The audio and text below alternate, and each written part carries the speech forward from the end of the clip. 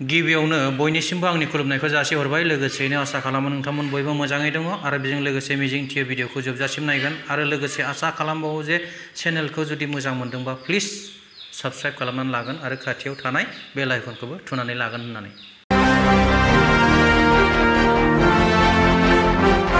गिबियावनो मोनसे गोजाम भिडिअ नायनो दे बे भिडिअआ जाहैबाय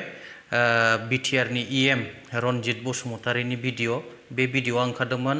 26 जुलाइ 2023 अक्ट'आव बिथाङा मा बुंदोंमोन भिडिअनि गेजेरजों एसे नायदो जोंनि फरेस्ट डिपार्टमेन्टआव 400निख्रुइबो बांसिन पस्ट खालि दङ बेखौ नैबे 2 दाननि गेजेरावहाय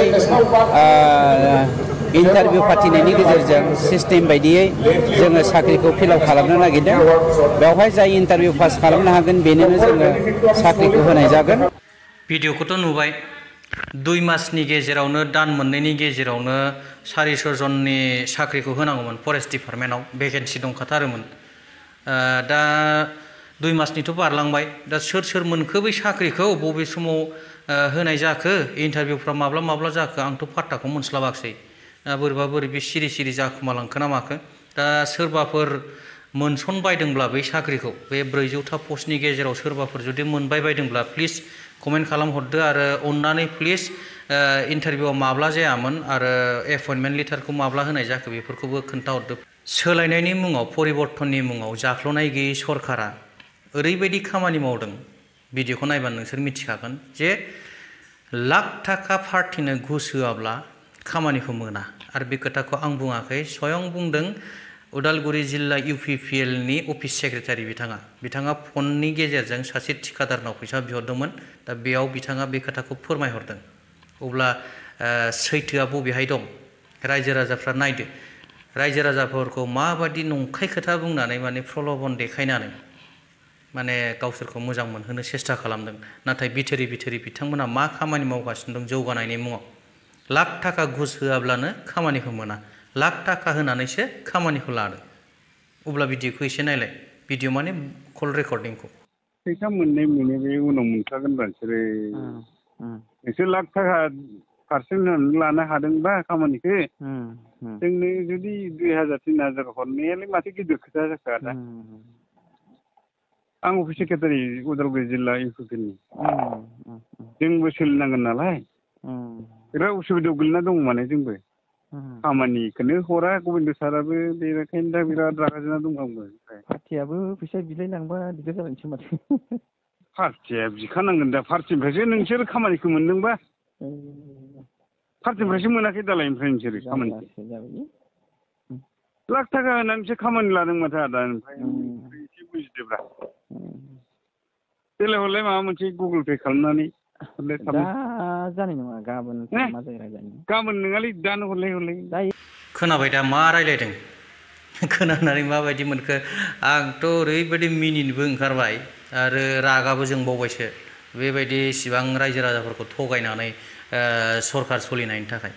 दा बेफोरनो मोनफा बिदिन्थि आरो सोर मा मावदों सोर मा मावाखै आरो नै जोंना गबिन्द बसुमतारी सारा आरो माबा मोनसे होनलायबाय माबा 17 बोसोराव जेबो मावाखै जेबो इनफ्रास्ट्राक्चार माबा माबि गैया माया फरायसाफोरनो सुबिदा होनो हायाखै मायाखै माबा माबि एसे भिडिअखौ नायदो नायखांनायनि उनाव कमेन्ट खालामहरदो जे बिथाङा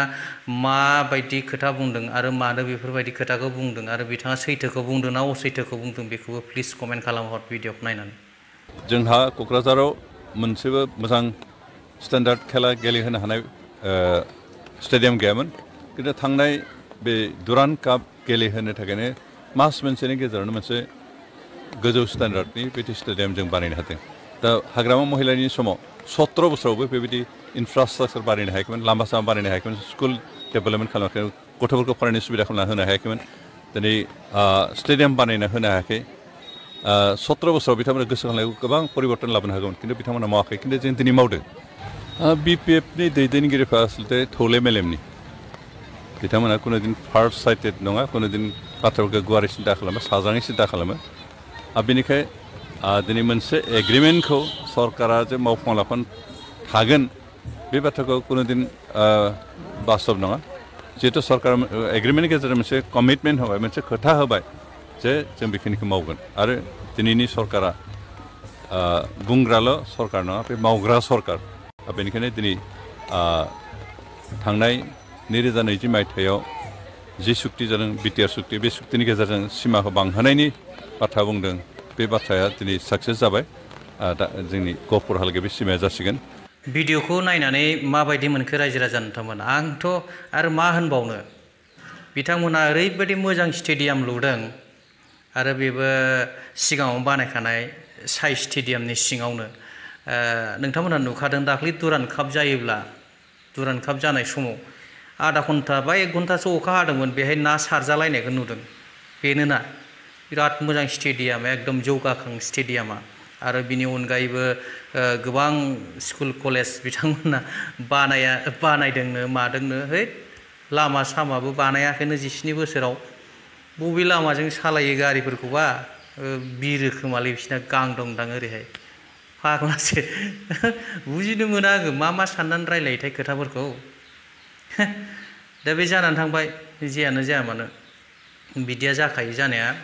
पलिटिक्सआव बिदिया बुंलाबायखायो खिन्थु मोजां गाज्रिखौ सायख'नांगौआ जों रायजो राजाफोरनि आखायावसो आरो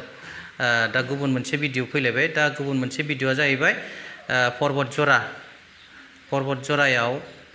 बे मुनमुन बायद'नि समस्तियाव ABMSUनि माखासे कर्मिफोरा BPF हान्जानि माने BPF दोलोनि नीति आदर्शफोरखौ मोजां मोननानै BPFआव जয়েন जाबाय बिनि भिडिअखौबो एसे नायदो